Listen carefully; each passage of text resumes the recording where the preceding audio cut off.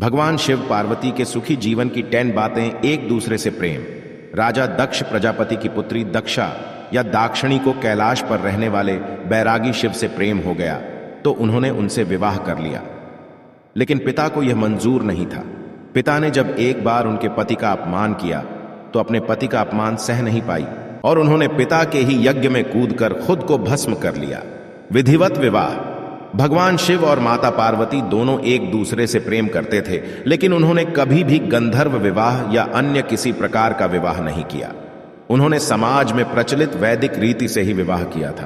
पहली बार उनका विवाह माता सती से ब्रह्मजी ने विधिवत रूप से करवाया था, प्रत्येक जन्मों का साथ। माता सती ने जब दूसरा जन्म हिमवान के यहां पार्वती के रूप में लिया, तब उन्होंने पुण्य शिव को पाने के लिए घोर तप और व्रत किया।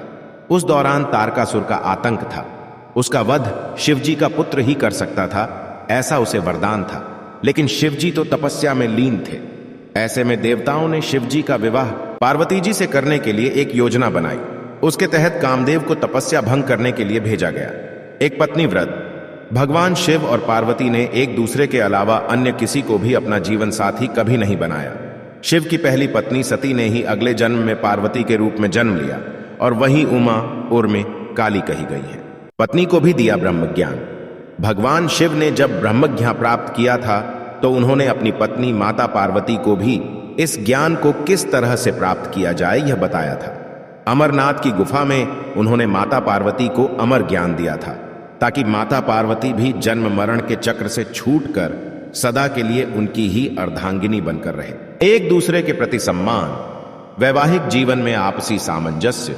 प्रेम के अलावा एक दूसरे के प्रति सम्मान की भावना जरूरी है, नहीं है तो गृहस्थ जीवन में कलह रहता है। शिव के मन में माता पार्वती और पार्वती के मन में शिव के प्रति जो अगाध प्रेम और सम्मान की भावना है वह पूजनीय है। इससे प्रत्येक दंपति को सीख मिलती